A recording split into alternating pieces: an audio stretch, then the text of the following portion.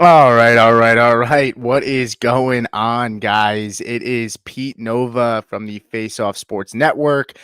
For those of you who just watched this stream, we just went over our week one recap live. If you missed it, go check it out. We are shifting over here. I have a guest with me tonight. It is Jacob Krogan. I hope I pronounced the Oh last yeah. name correctly. From the B.S.ing Sports Bets side podcast slash, we'll plug his information into the chat so you guys have it so you can subscribe. It is B.S.ing Sports Bets on Twitter if you want to go follow him as well. But yeah, today we're going to talk, pretty much Denver Broncos week one recap. We're also going to talk a little bit Monday night football betting as people start to kind of join in here. We appreciate anybody that decides to come in. If you have questions, we'll answer any Thursday night football betting questions as well. But Jacob, what's going on, man? How you doing? I'm good, man. I'm good. Would have been better yesterday if we could have got a win, but it is Yeah, what it is. yeah, And that's kind of the important thing. I want people to just relax. I think people got anticipations were high. People wanted to score and win and not have that offense that we've had for the last, decade almost. And so just relax. Growing pains happen and be patient. That's kind of the big start off I want people to understand. yeah. I agree. We have your side BSing. Ryan says, "What's up, fellas? What's up, Ryan? Oh How yeah. you doing, man?" Yeah. I mean, it's tough.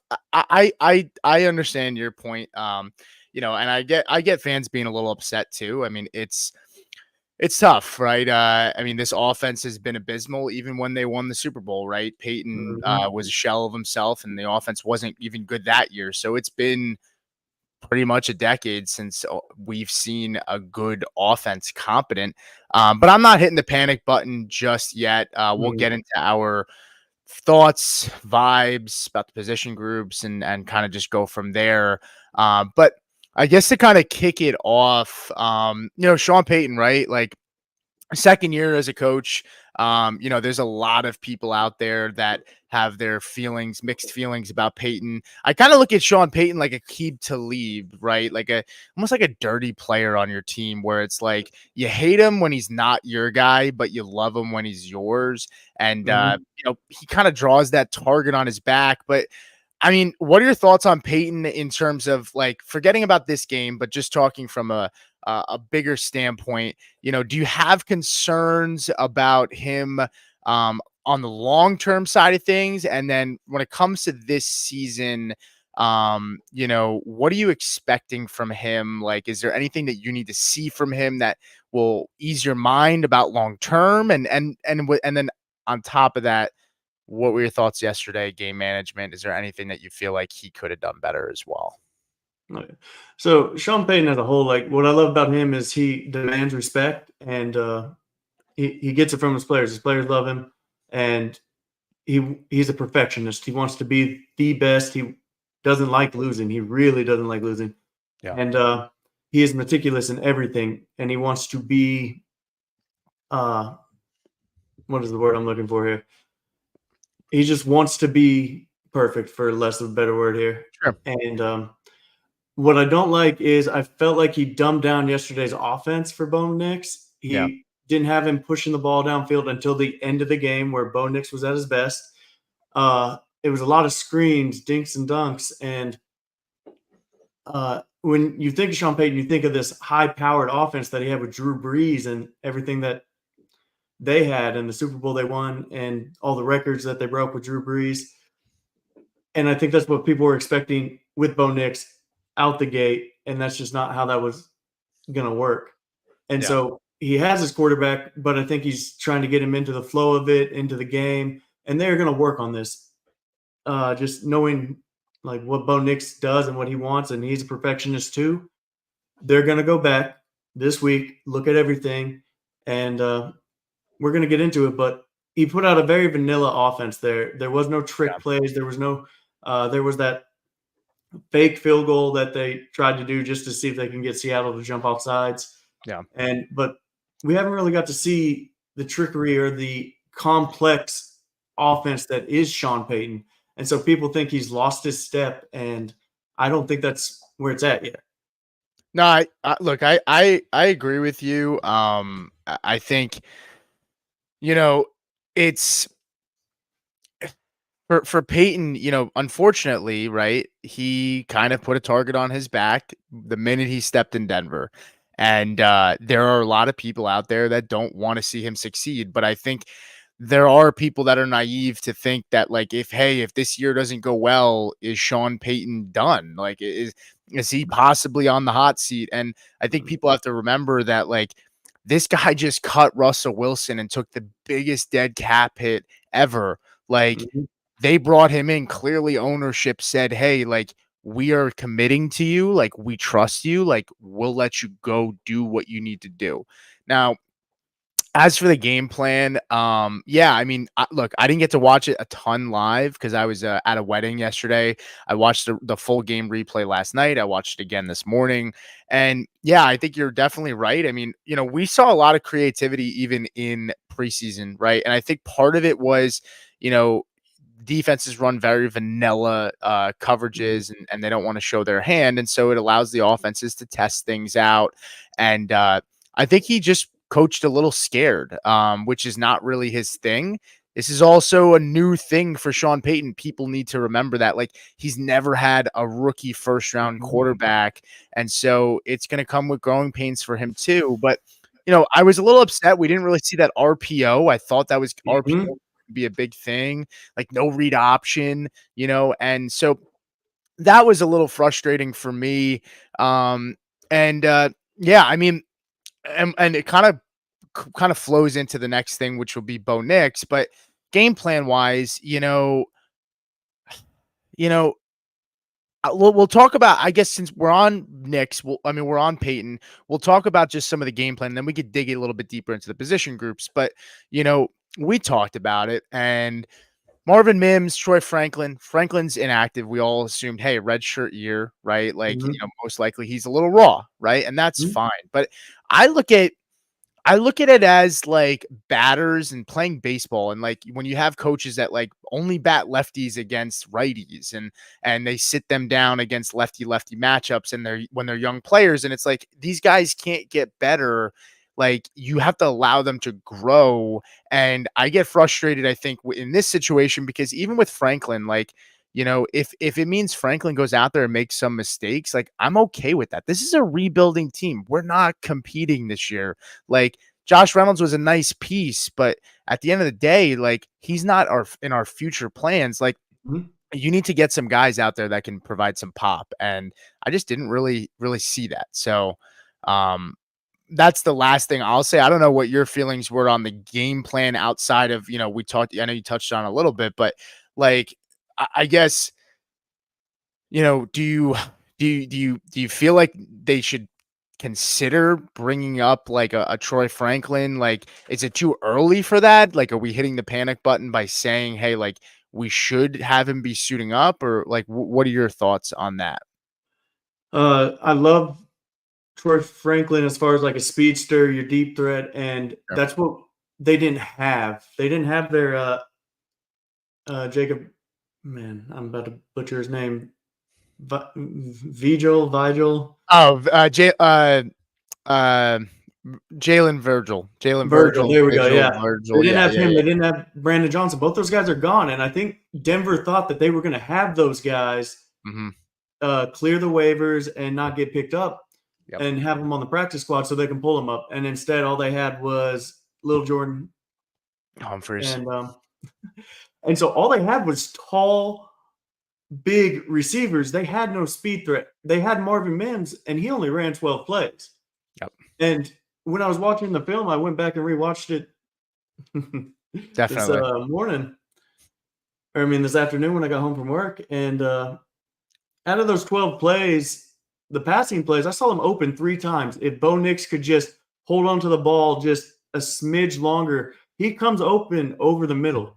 Yeah. And so I think Sean Payton wanted to see what team he had. And I think that's all this game was.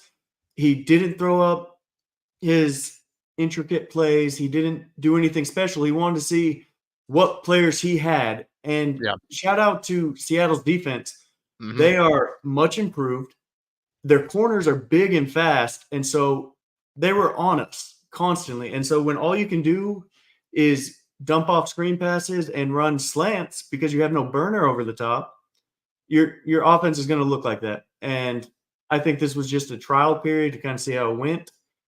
And I'm excited to see these next couple of weeks and Yeah. see how they progress as an offense, because that's what Sean Payton's doing. He's trying to figure out what he can do to make this offense as efficient as possible. Yeah. And with that, Bo Nix is still a rookie, people. So they need to remember that.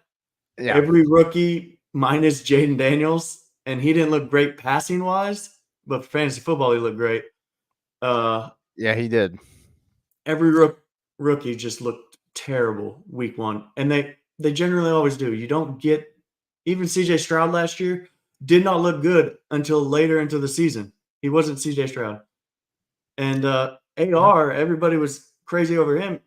He had the lowest percentage completion passes this week, so it is a process, and that's what I want Denver fans to realize and hope that they continue to realize. It is a process, and Bo Nix is going to grow. He's going to get better. Uh, some things I saw that I didn't like that he did is he kind of Drew locked it and would Yeah. fade back and throw off his back foot. Hmm. And It's I bad want to see him, habits. yeah, I want to see him step into the pocket. And there was probably 4 or 5 plays where he tried to force balls and he could have just took off and ran for like 10 yards easy. Yeah. And so that's kind of what I want to see. I think at the end of the day, like they're gonna have to encourage him to run a little bit more too. He's got the legs. I mean, they're next gen stats. I think he was the third fastest runner on the week. So you know, like we know he has that mobility. And you know, I think, and it's funny we talked about the Rob uh, Darius Frisbee. We'll grab your question in a second, man. But yeah, I mean, it's one of those things like you're loyal to a fault. It's the same thing with the baseball reference and the Rob Thompson thing. Like little Jordan Humphreys should not be out snapping Marvin Mims by double. Like, No, you know, not at all. you have Devon Vele, Reynolds, Sutton, little Jordan Humphreys, like all four of them are double, triple, 4 times the amount of snaps that Mims is playing. The only benefit of the doubt I'll give Peyton is Greg Dulcich out snapped Troutman by almost double. So that was nice to see. At least Dulcich was on the field. Because again, we talk about loyalty to a fault. Yeah. You know, but Okay. you know, it's so let me grab these questions here 1 second. Brent Curtis says, what was going on with Mims? Yeah, I mean, it's not even I don't know if it's a Mims thing. I think part of the problem is Sean Payton, you know, he likes his big body receivers because he wants them to block in the run game. But Mhm. unfortunately, you know, if like the running game was dog shit yesterday too. It And was. so you know, you're putting these guys on the field and it's not helping the run game. So, like, there has to be some give and take there a little bit. Like, I'm okay with little, like, you know, Vele, Reynolds, these bigger body guys playing, but like, Mims should not be on the field for like 15% of the snaps. Like, Mhm. that's just way too little. And so that kind of stuff frustrated me. But I guess we'll answer Darius here because he's asking a fantasy questions and a question, and so I figure we'll get to that for him. He said, "Do I trade DJ Moore for Mike Evans?" Yeah, I mean, If it's dynasty, no. yeah, If it's redraft, I would personally. yeah, yeah. I mean, I'm a big DJ Moore fan, and I actually had Moore ranked a little bit higher than Evans by like 2 or 3 spots, but Caleb Williams, just like Nick, struggled. He didn't even have a 100 yards yesterday. And Evans, this Bucks offense, I was high on Baker Mayfield yesterday. He was my 10th ranked quarterback, and I just everyone was worried about Canales leaving, but the offense, the play caller comes from the McVay tree. So he said PPR redraft. Thank you guys. Yeah, I would Okay. definitely hit it and I would do it. I love DJ Moore, but he's going to be splitting. And we've seen Mike Evans, like with talent around him, like he's been able to still do what he has to do for fantasy.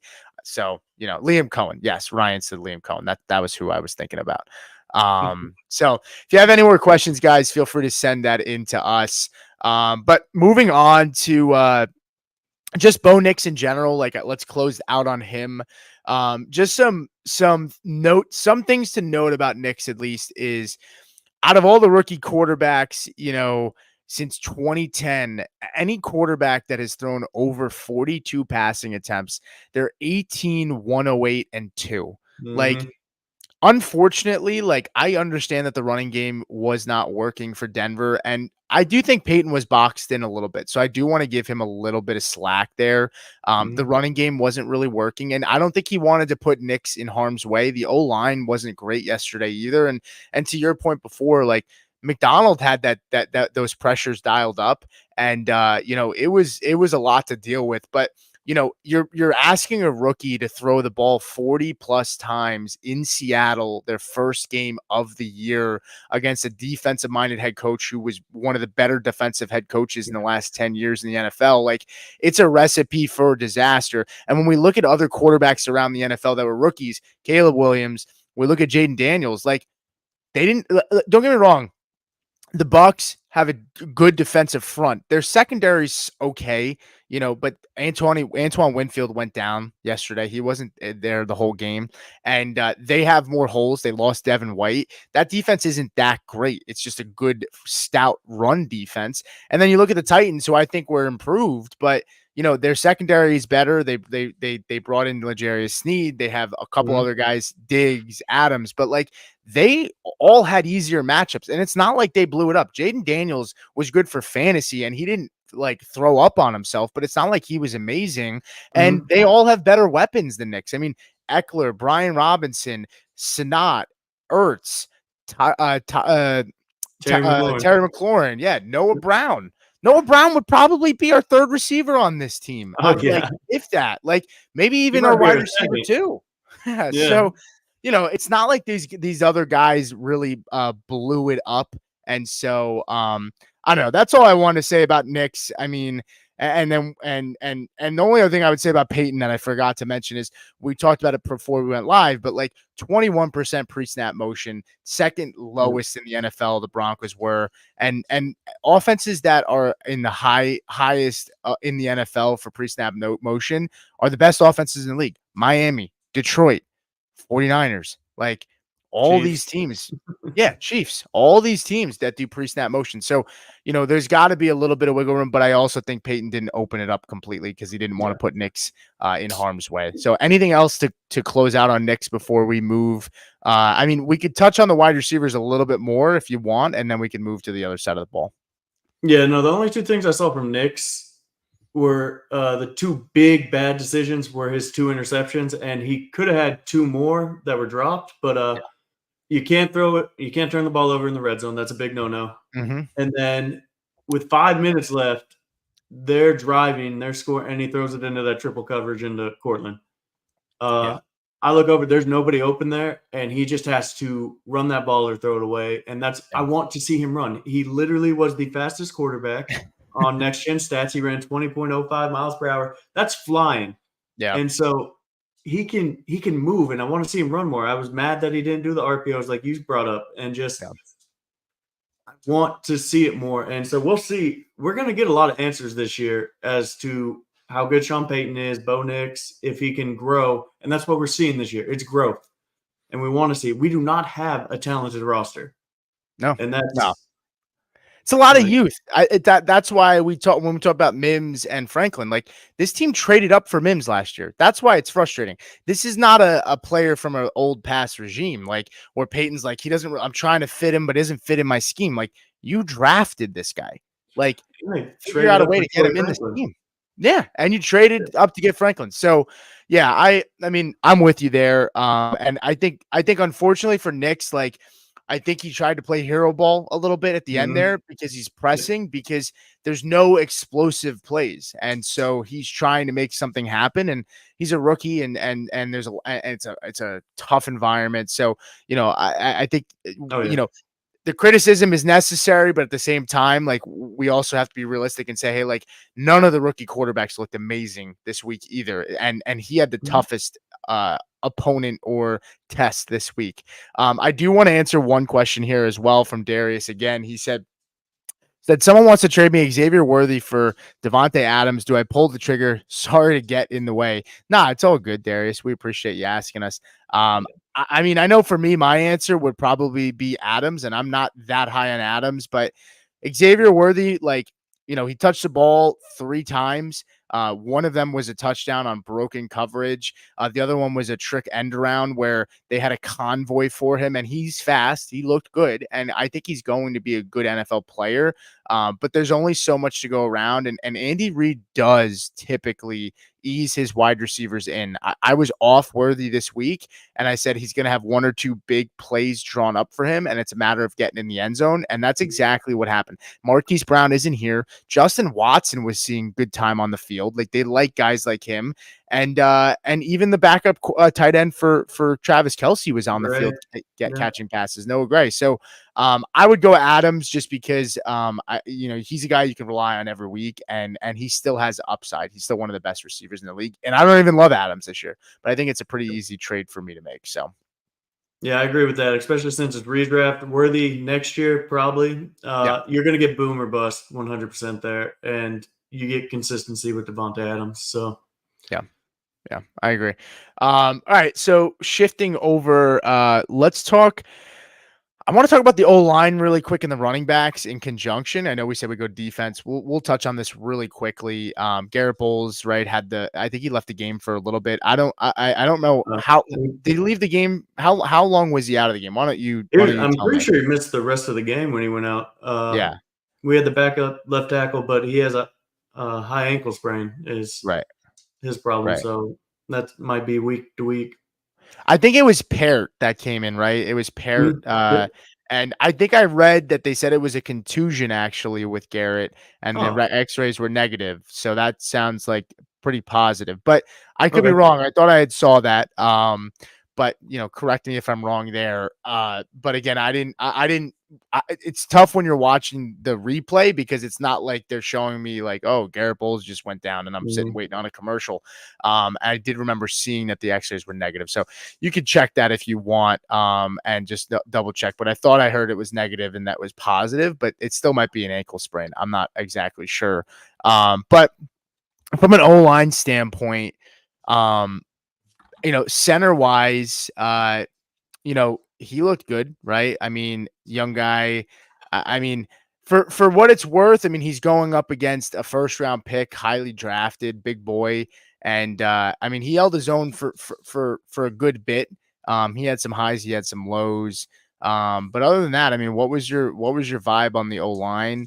And do you think the running backs like seemed like they were slipping a lot on the field too? I don't know what was going on there, but what were your thoughts on both of the position groups there? So the offensive line, I don't think they played as bad as everybody says they played. For the most part, they gave him a clean pocket. He chose to drift back. He didn't step up a lot, and Yeah. so he is a rookie. Those are things he's going to do, and I guarantee you, him and Sean Payton are going to talk about that, and he's going to correct that against the Steelers because if he runs backwards like that, TJ's getting him. There's no ifs, ands, or buts. But yeah, no. Literally, my first show note is Javonte gets ankle tackled on the first play of the game, or he Yep. scores a touchdown. So that was kind of annoying. He didn't look as fast as he did in the preseason. And so, I mean, you're not playing against the starters, so that kind of makes sense. But he also was trying to dance too much instead of being as, I'm a run you over type of guy. Mhm. And so I was curious about that. But then, yeah, he slipped on the second play. And so you go from second and short to a third and medium play. And so that just gets us off to a bad start there. But Mc- Jaleel is not a 3 down back, and they just kept playing him, and that's what kind of annoyed me. Estime only got 2 carries. He was 2 carries for 14 yards. He had the fumble where he leaped over the guy, but he looked fast and explosive. I'd like to see him used more if they're not going to use Javonte. They only gave him 8 carries. And so they kind of got away from it, and they were trying to do the screen game to make up for the run game. And I think they have the offensive line to run, and they just abandoned it. And Yeah. so I didn't like seeing that. And Well, and so they're also up. They were up. Like it's not like they were dominating and they were up by 20 points, but like it was a close game. Like it's not like they were chasing points. They didn't have mhm, to abandon the run game so quickly. You know what I mean? exactly. Yeah. And so I want to see them run, especially you just paid the belly himself, Hmm. run behind him, and that's what they're good at.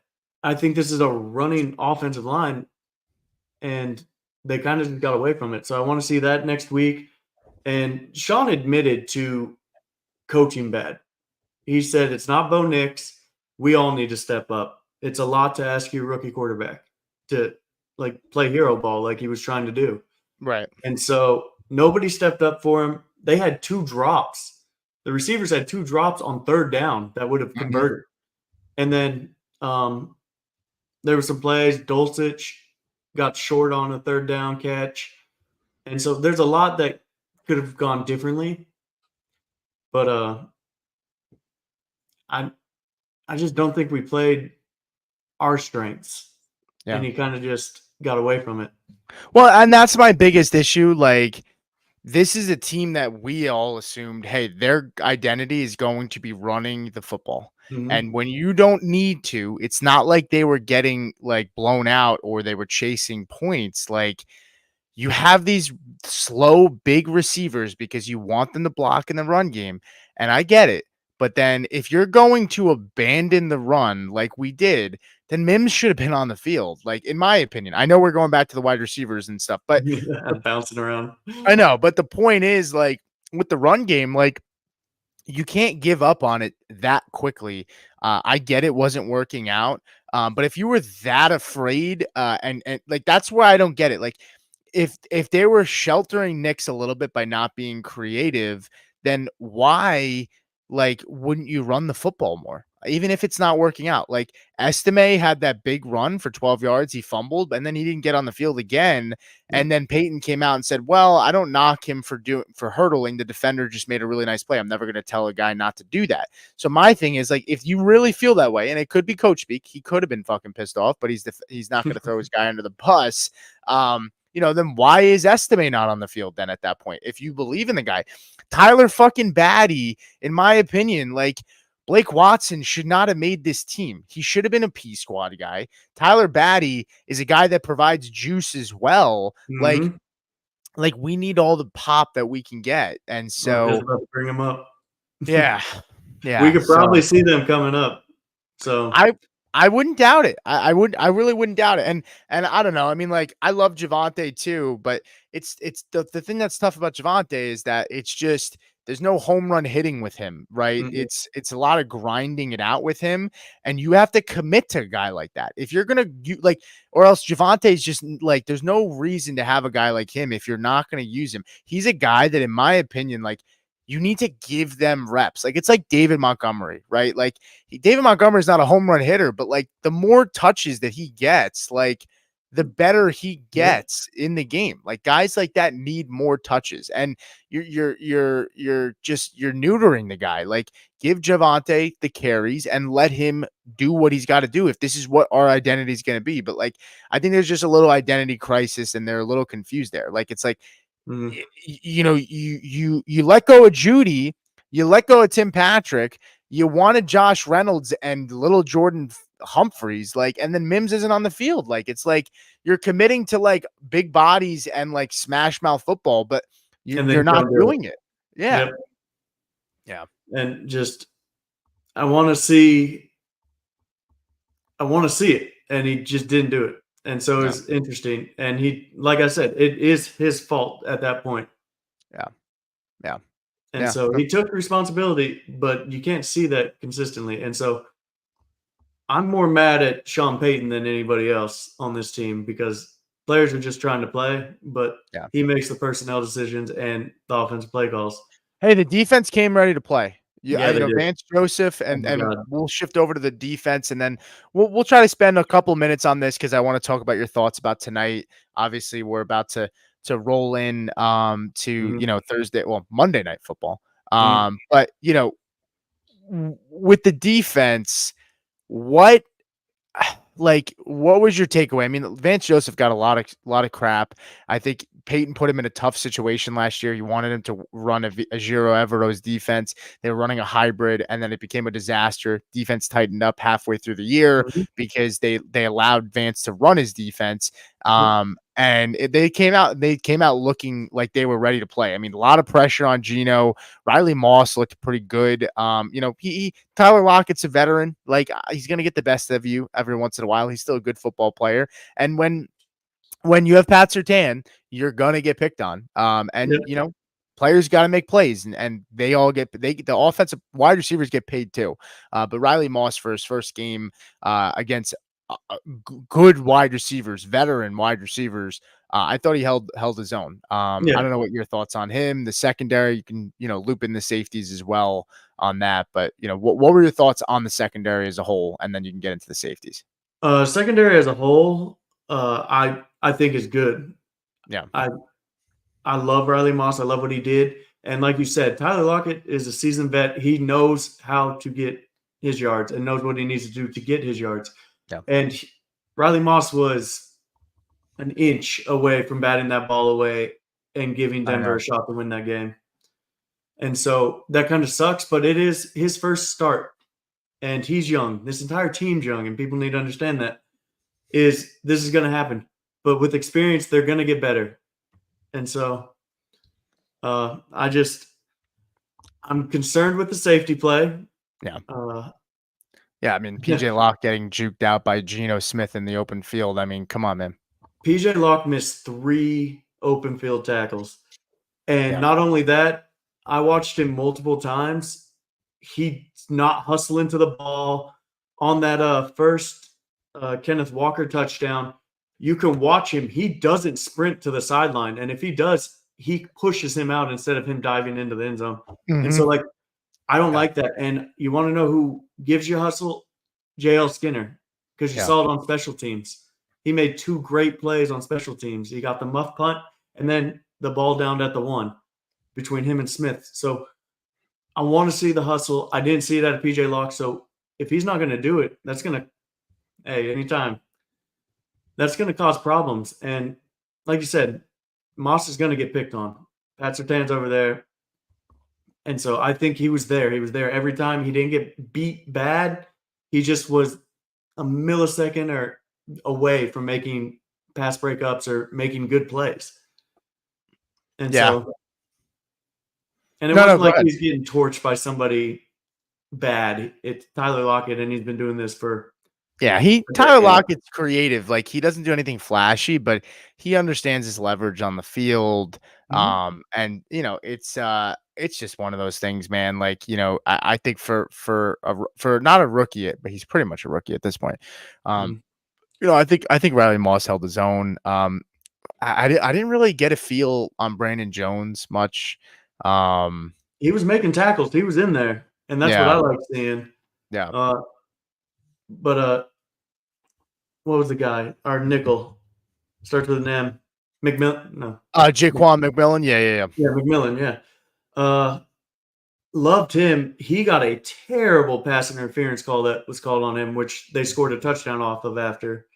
And uh, Geno Smith ran out. And at that point, you are allowed to push a receiver if he's outside the pocket. And he pushed him out of bounds. And the ref just pass interference called. And that cost us. There was the third down non pass interference call on Cortland Sutton. Hmm. And then there was a terrible one on Pat Surtain where Yeah. they were hand fighting, and that led to a touchdown. So, not blaming the refs one bit. I'm just saying there's calls, and at the end of the day, we're still in this game at the end. And we had so many mistakes, and that's what I want Denver fans to remember. We made a ton of mistakes, and at the end, we're still in this. And that's what's going to make us better is if we clean up our mistakes, which is 100% what Sean Payton is about, being a perfectionist. And I think it's going to happen. We had a bunch of penalties. Um, Baron Browning at the end on that third down, offsides that led to them getting a first down. Like those little plays by the young guys, the mistakes, I think they get better. And but our pass rush looks so good, and that excites me. Yeah, I Jonathan Cooper looked good. Benito looks good. Browning, I mean, I feel like Cooper and Benito stuck out a little bit more than Browning did. But Mm-hmm. all in all, I mean, I think the rotation's deeper, you know, than we expected, to be completely honest with you. Mm-hmm. But yeah, I mean, I think all in all, the defense is. I was worried most about the secondary depth in general. I like Jaquan McMillan. The safeties really were my biggest concern. Similar to you, Brandon Jones. He's got to knock that rust off a little bit. He missed a lot of preseason, and Yep. he's never been a full time starter. Neither is Locke. Like this is growing pains. But to your point, like this is a team that was in it till the end. And not for nothing, like the only thing I will give them is Broncos teams in the past would have gave up. And so it is encouraging to at least see that they didn't, sometimes it's week one, so it's like give up. Like, I mean, it's only week one. You'd hope they don't give up. But I think sometimes these guys get discouraged, especially we've seen with the Broncos, and it's like, oh, here we go again. Like, Mm-hmm. another season like this. Like it because even the fans, if the fans feel it, the players feel it. Some of these guys like Sutton that have been there for a while, like, they feel it. Bowles, like some of those guys. So yeah, I mean, I'm impressed. I'm worried looking ahead at Pittsburgh. I'm worried about the front. I'm not worried about the secondary. Joey Mm-hmm. Porter Jr. is young. Minka's Minka. He's going to probably make some plays. But I'm not as worried about the secondary as, from a matchup perspective. Joey Porter's long and he's lanky. And he's a bigger guy, but I think they're going to come out with a little bit of a better game plan, hopefully. But I just need to see it, man. I can't Yep. sit here like I worry that if this team doesn't find a way to establish the run, they're not going to they're not going to stand a chance. And Pittsburgh just made it out against freaking Atlanta last week, and it's not like Atlanta's defense, they're improved, but it's not like they're like monsters on defense either. This is two teams who, want to have a running identity. Unfortunately, I think they have a better established rushing attack. With I think Najee Harris is better than Javante at this point. Mm-hmm. And Jalen Warren's a nice number two back, and I think he's better than Jaleel. But we'll see how that goes. But I think the run, they need to, if they don't establish the run this year, like they're toast because they don't have the skill players on the outsides to like give them leeway, right? To like make up for that. So yeah, I'm Exactly. I'm a little nervous. I'm not gonna lie. Yeah. No. Another thing about the defensive line that scares me is Cooper. 2 sacks, looked amazing. He gets sucked inside a lot on Yeah, run plays, and every single one of their chunk plays was a bounce back to the right side. And so I want to see him do better there. I want to see him set the edge and not just go in there running like a madman. But he is yeah, young, so he can learn from that. And he looked good. 2 sacks. It's there. And if Denver ever gets a lead, I love this defensive line to get there. Like yeah. it, but we just haven't got to see that. I think Cooper, the funny thing about Cooper is he profiles like more of a run defender. Like that's the thing too. It's probably more about discipline with him, and setting the edge, like you said, and not getting sucked in. But it's deeper than we thought, right? Like that was like a huge concern, like this Mhm. offseason, like Yeah. the depth on that D line, and so yeah, I mean, I'm interested to see how that group grows. Cody Barton was okay, I guess. I mean, That's putting it lightly. I mean, I didn't have high expectations for him to begin with anyway. Um, Alex Singleton's Alex Singleton. He's gonna run around with his hair on fire. He's not the most athletic guy. But he plays hard, and I mean, he's better than most guys in the league that you're gonna get there. I'd say he's a slightly above average middle linebacker. So we'll see. We have one more question here from my buddy Out of Rhythm. Jamie's in here as well. And Out of Rhythm said, McMillan or Vele. He's referring to McMillan on the Bucks or Devon Vele.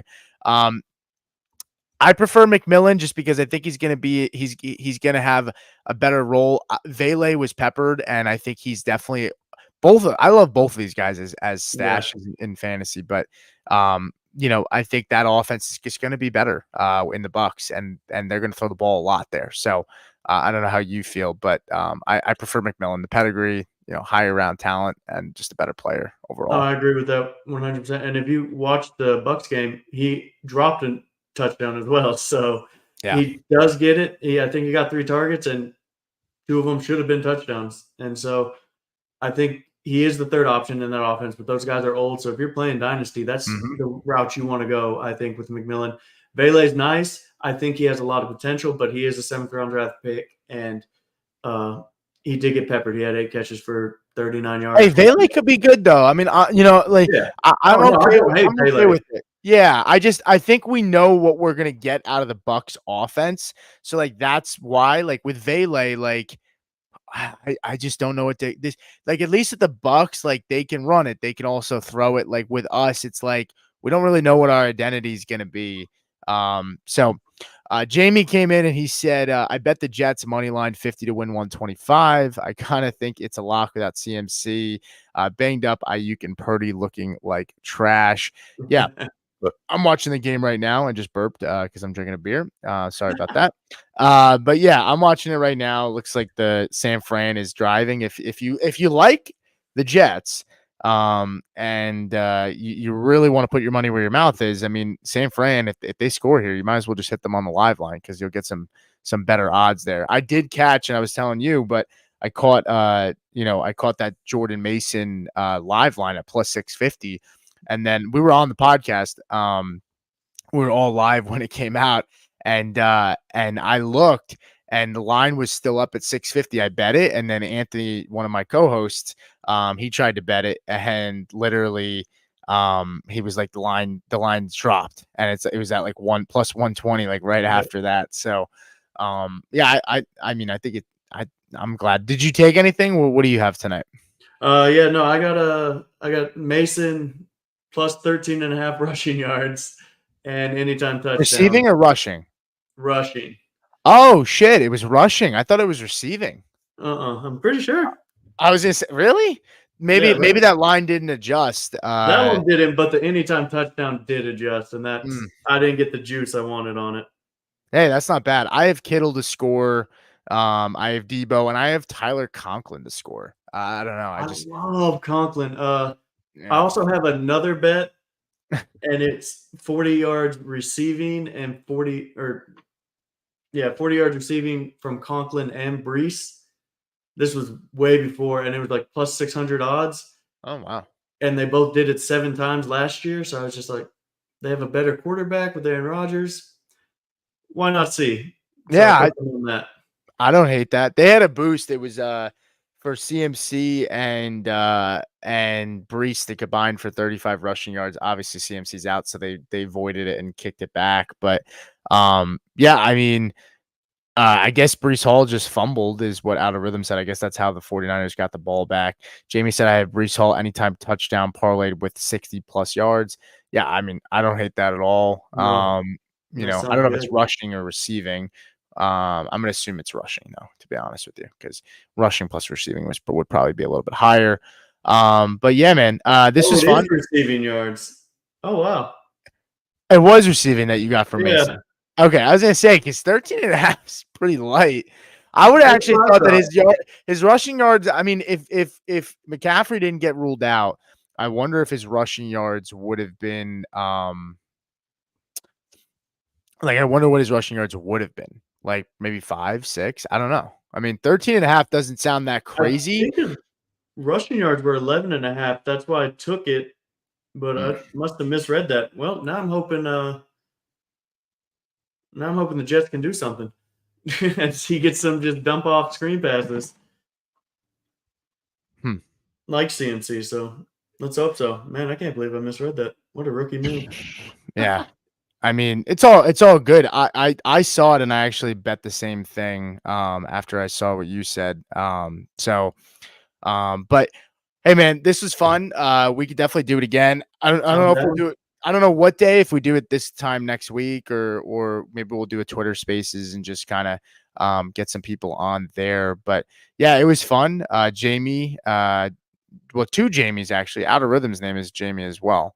But appreciate you guys popping in. Jamie said, "I want to see Guarendo's role and how they use him with CMC out." Yeah, I mean, he's definitely got the special teams role on lock, Guarendo, but I'm sure Mason's not going to get all the touches, so Guarendo may Mm. slot in a little bit. And Out of Rhythm said it's the rushing plus receiving. That's the total combined on a parlay. Never asked anyone.